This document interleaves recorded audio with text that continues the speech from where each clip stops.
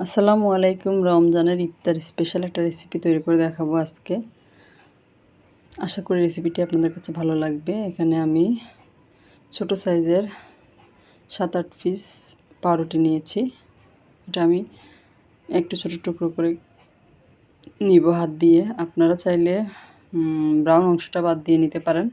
আমি কিন্তু ব্রাউন অংশটা সহই নিব। আর এই যে ছোট ছোট টুকরো করে নিচ্ছি হাত দিয়ে।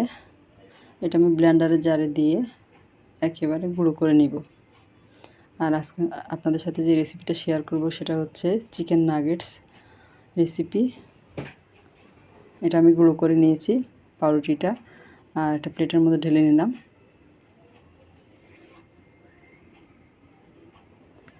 আর এখানে আমি একটা মুরগির বুকের 2টা পিস নিয়েছি। এটা আমি ছোটো ছোটো টুকরো করে কেটে নিয়েছি। আর এটা আমি ব্লেন্ডারে জারে নিয়ে নিচ্ছি। আর খেয়াল রাখবেন এই মাংসের মধ্যে যাতে কোনো পানি না থাকে।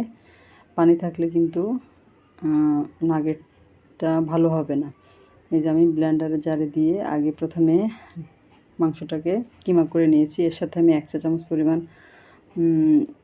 শুকনো আদা গুঁড়া দিয়ে দিলাম 1.5 চা চামচ পরিমাণ আদা রসুন বাটা, খুব সামান্য একটু পেঁয়াজ কুচি দিয়ে দিলাম। পেঁয়াজটাকে মিহি কিমা করে দিলে বেশি ভালো হয়। আর এখানে আমি টমেটো সসের 2টা স্যাশে দিয়ে দিচ্ছি। এর সাথে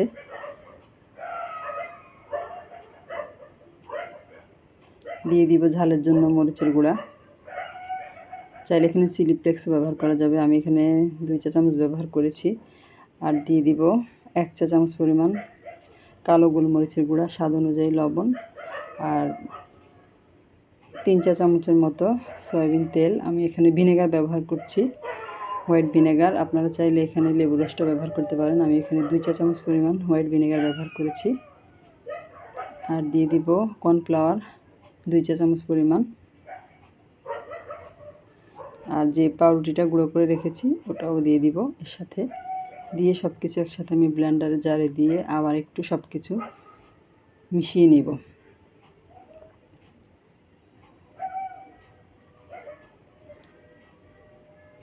আর খুবই মজার রমজানে ইফতারে এই রেসিপিটা কিন্তু ইফতারের টেবিলে সৌন্দর্যটা বাড়িয়ে দিবে।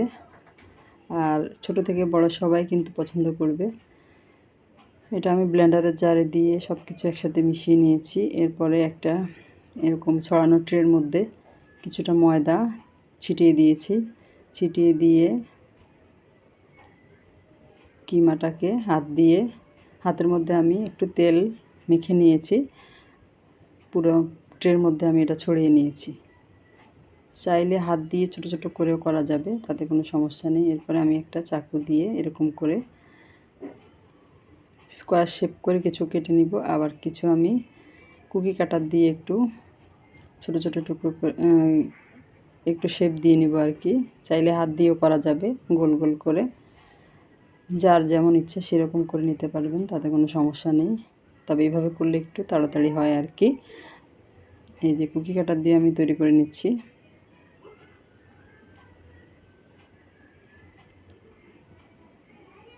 এইভাবে চাইলে আর একটু চিকন করে লম্বা করে তৈরি করে নিতে পারেন। চাইলে শুধু সার্কেল শেপ দিয়ে তৈরি করে নিতে পারেন।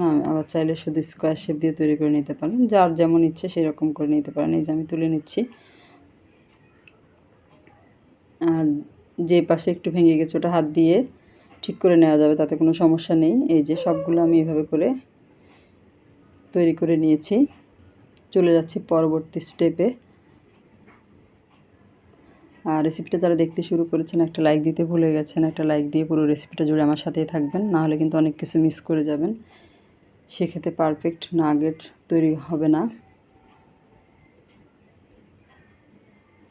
এই যে 2টা চিকেনের একটা চিকেনের বুকের মাংস দিয়ে কিন্তু অনেকগুলো নাগেট তৈরি হবে। এরপরে আমি এখানে একটা বাটির মধ্যে নিয়ে নিলাম ময়দা, আর একটা বাটিতে ডিম ভেঙে নিয়েছি, সাথে একটু কালো গোলমরিচের গুঁড়া এবং একটু লবণ দিয়ে দিয়েছি ডিমের সাথে। আর নিয়ে নিয়েছি ব্রেড ক্রাম্বস। প্রথমে একটা পিস আমি ময়দার মধ্যে গড়িয়ে নিয়েছি। এরপরে ডিমের মধ্যে ডুবিয়ে একটা কাঁটা চামচ দিয়ে তুলে ব্রেড ক্রাম্বসের মধ্যে দিয়ে ব্রেড ক্রাম্বস দিয়ে কোট করে নিব। খুবই সহজ, একবার দেখলে আপনারা পারবেন। এইভাবে আমি করে নিয়েছি একটা, আরেকটা দেখাচ্ছি।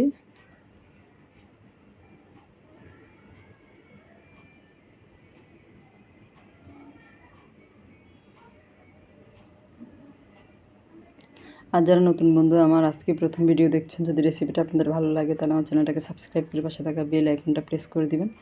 এতে করে আমি পরবর্তীতে যত ভিডিও দিবে তার নোটিফিকেশান সবার আগে আপনাদের কাছে পৌঁছে যাবে।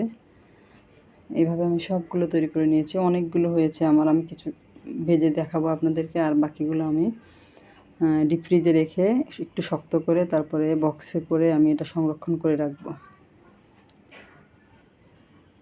আর বাচ্চাদের কিন্তু অনেক পছন্দ এই নাগেটস, শুধু বাচ্চাদের কেন বড়দেরও অনেক পছন্দ। চুলায় একটা প্যান বসিয়ে আমি পরিমাণ মতো তেল দিয়ে তেলটা গরম করে নিয়েছি। আর এর মধ্যে আমি কয়েকটা নাগেটস দিয়ে দিব।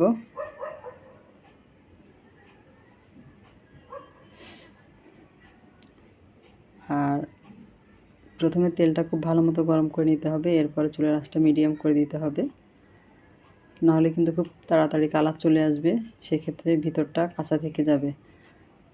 আর এগুলো কিন্তু খুব সুন্দর মতো ফুলে উঠবে। দেখেন এগুলো কেমন বড় হয়ে গিয়েছে আগে থেকে। এভাবে করে আমি কয়েকটা ভেজে আপনাদেরকে দেখাচ্ছি। ইফতারের টেবিলে এই ইফতারটা কিন্তু টেবিলের সৌন্দর্য বাড়িয়ে দিবে। এই যে আমি ভেজে নিয়েছি কিছু, আর বাকিগুলো আমি সংরক্ষণ করব। একটা আপনাদেরকে ভেঙে দেখাচ্ছি, উপর থেকে মচমচে ভিতর থেকে সফট একটা মজাদার নাগেটস তৈরি হয়ে গেল। রেসিপিটা কেমন লাগলো কমেন্ট করে জানাবেন। সবাই অনেক বেশি ভালো থাকবেন। আল্লাহ হাফেজ।